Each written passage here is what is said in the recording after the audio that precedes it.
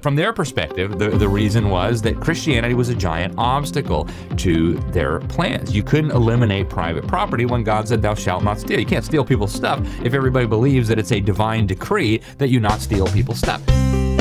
Hey everyone, this is Garritt Hampton. Welcome back to the Schoolhouse Rocks podcast. I am so glad you are back with me again today. And actually, you're not back with just me, but you're back with my husband, Garritt, and his guest, Alex Newman. So if you missed Monday's episode and yesterday's episode, you know that this is the world premiere of the Thinking Dad podcast.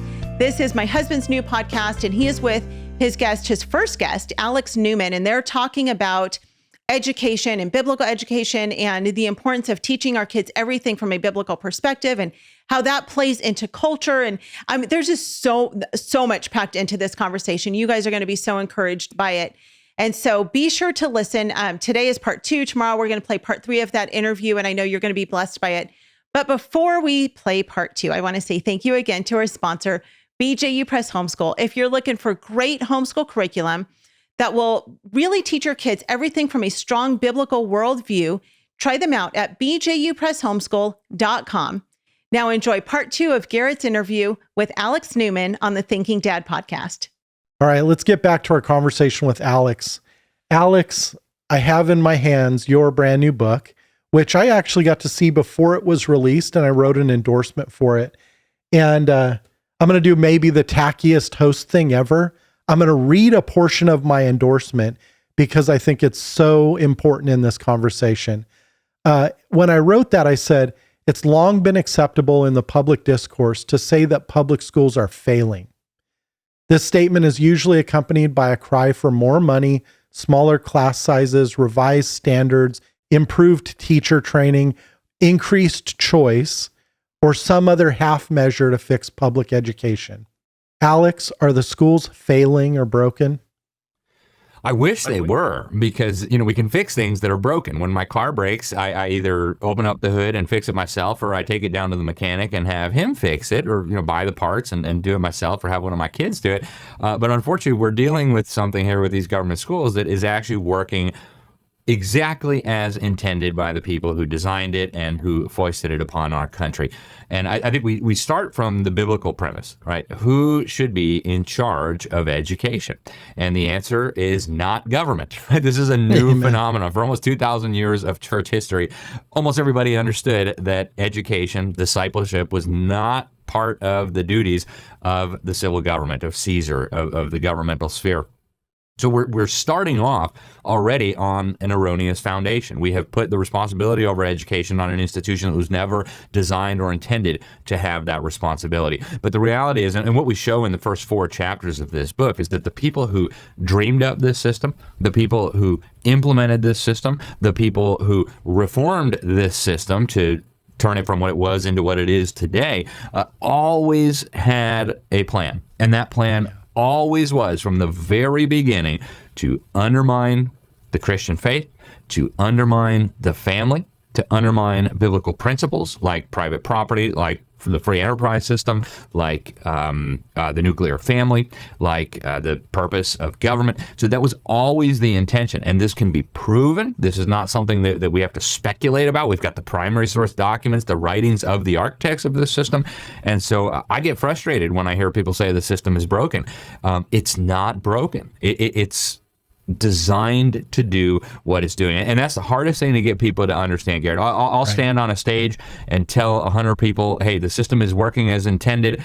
It cannot be reformed. And then when we get to the Q&A, people say, well, okay, so how do we reform this? Like, people just cannot get it through their heads that this was the plan. And so I'm glad you led with that. I think it's so critical, especially for us who maybe operate outside the system. We have to stop playing along with this idea that it just needs some tweaks or some reforms.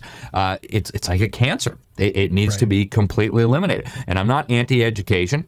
any more than I would be anti-farmer by speaking out against the collective farms of the Soviet Union. I'm pro-education, but what's happening in the public schools is not education. It was never intended to be education. I think a better term for it might be anti-education. It's designed to turn your children away from God. It's designed to really handicap your children in their pursuit of truth and beauty, and it's designed to give them values that are completely contrary to everything that God teaches. There's no way that that can be considered education in any legitimate sense of the term. It strikes me that the more we pour into the schools to try and fix them, all we're doing is strengthening and repairing a machine that's already doing what it's supposed to do. So we can only make it worse by trying to reform the system.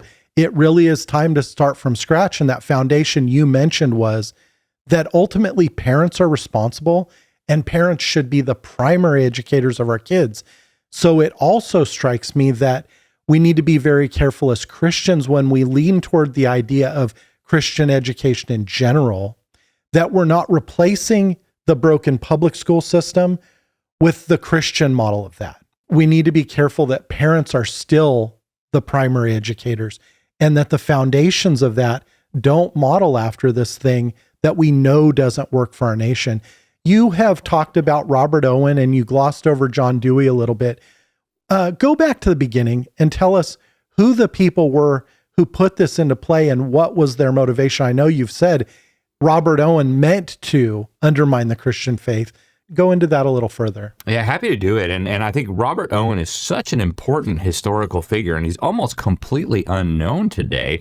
It's just very, very bizarre to me that such an important historical figure has been erased from our history books. But so Robert Owen was born in Wales. He married into a very wealthy industrial family that operated a textile operation. And he ended up taking over the textile operation. So he became very wealthy. And he had these very bizarre ideas for social reform. Of course, he rejected Christianity, which led to very seriously flawed conclusions, like, oh, we don't need all this family stuff. Oh, we don't need this private property stuff. To his credit, he was a true believer. A lot of the people who push these crazy ideas, they don't believe in this stuff, and they just see it as a means to expand their own power, their own wealth, their own control. It does seem to me like Robert Owen genuinely believed this silly stuff would work. And I say that because he actually bought a piece of land in Indiana and started a commune to kind of show how great these ideas would be. It's probably needless to say, but it failed very, very rapidly. It didn't even last for a whole 2 years. But what he wanted to do was try to show that we really didn't need families. And even before he started the commune, he was working on these things. So one of the things that he did with his textile operation was try out this new idea of, hey, let's get the kids from their parents really, really early and see if we can get them to think more like little collectivists. He wanted to pry these children loose from their parents at 2 years old and get them into these kind of daycare facilities. This was way before daycare was a real thing. So they started doing this, and they started doing these weird social experiments. Eventually that culminated with this compound. Now, Robert Owen wrote a lot. He had all these different essays on his view about how government should operate. He ultimately wanted to eliminate private property. He wanted to sideline parents and have children raised by the collective. Of course, 2 full frontal assaults on God's divinely ordained order. We want to thank all our sponsors for making this show possible. BJU Press Homeschool, CTC Math, and Apologia. Without them, we wouldn't be able to do this. Visit the show notes for links to these great companies and thank them for supporting the Schoolhouse Rocks podcast. He ultimately wanted to eliminate private property. He wanted to sideline parents and have children raised by the collective. Of course, 2 full frontal assaults on God's divinely ordained order for human life, etc. So he fails with this commune, but he comes to the conclusion that the reason it failed is not because he was rejecting biblical principles. The reason it failed is because these children who then became adults had been raised in an individualistic environment. That's a term you hear a lot with all these guys who are responsible for creating the school, the individualism, right? We got to reduce the individualism. So he set out to change this by having the government get involved in education. Now, I think for people today, that doesn't seem all that radical. For people 200 years ago when he was doing this, that was extremely radical. Government had essentially no role at all in education. Primarily, it was parents, and then to the extent that parents needed or wanted any help, they would go to the church, they would go to their neighbors, they would go to their extended family. There was no role for government to speak of. So he sets up what a whistleblower later described as a secret society. It's very, very interesting, this story, almost entirely unknown. But one of the guys who was involved with this secret society, Orestes Brownson was his name, he was very committed to this cause. He was actually organizing a part of New York State for this cause. And he said that the twin objectives, on the surface at least, were changing public opinion, right? They wanted to go out and teach people why government ought to be involved in education. And then they wanted to get men elected to the legislatures of the states who would also support at least the camel's nose under the tent, right? They didn't come out and say, hey, we want your kids for 9 months for 7 hours a day. But just let the government have a little role. And then, so Orestes Brownson eventually becomes a Catholic, and he repents of his involvement in this wickedness and decides to blow the whistle. He writes a whole book about it. Wow. And he says that the ultimate objective, the end goal of this, in his words, was to destroy, to eliminate Christianity. And he says, we weren't going to say that openly, right? But what we wanted, he says, was a system of state and then national education whereby we could exclude everything that couldn't be verified by the census. And he said, we wouldn't directly attack the clergy, but we would bring them into contempt and ridicule them wherever we could. So that was the end goal. Now, why did they want to eliminate Christianity? Well, probably because they were serving Satan. But from their perspective, the reason was that Christianity was a giant obstacle to their plans. You couldn't eliminate private property when God said, thou shalt not steal. You can't steal people's stuff if everybody believes that it's a divine decree that you not steal people's stuff. You can't dismantle the family as long as people believe it's a divinely ordained institution. So that's why they wanted that idea. Now, the history here gets really interesting. According to Robert Owen, and it gets very hard to track, secret society. Brownson said it was based on the Carbonari of Europe. But the ambassador for the dictator of Prussia gets a hold of these essays that Robert Owen had been writing. And he, according to Robert Owen, so much approved of these ideas. He was still smarting from losing a war with Napoleon. Things weren't going well in Prussia. They thought, maybe if I could just get more obedient serfs, maybe if they would just, obey me without question, then maybe I wouldn't have lost that war. So he tells his interior minister, hey, take these documents, set up a school based on this, and that is the first system we can find anywhere of education of the state, by the state, for the state. And then that gets re-imported into the United States by another man who rejected Christianity. He a Unitarian by the name of Horace Mann. Now, I can't directly trace the secret society to Horace Mann, but the principles are exactly the same. Horace Mann studied the Prussian system, and then his goal was to bring that into Massachusetts. That's exactly what he did. Yeah, I'm struck by the life of another founder of modern education, John Dewey, who traveled to Russia, studied the Russian system, loved this socialist and Marxist system so much that he then came back and established teachers' colleges, and that flooded the school system. How deeply is Marxism embedded in modern public education? Yeah, Marxism and modern public education are so intimately intertwined that they're basically inseparable, right? Marx was the first one. Now, Marx came after Robert Owen. So Robert Owen kind of pioneered some of these ideas before Marx even came on the scene. But Marx was very, very explicit. If you read the Communist Manifesto, one of the 10 planks, one of the key tenets, the key ideas of this manifesto was the idea that the government should educate children.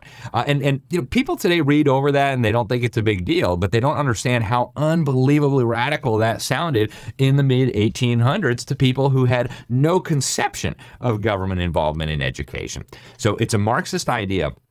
Now, John Dewey was a really interesting character. As you said, he was a communist through and through. He believed in the principles of communism.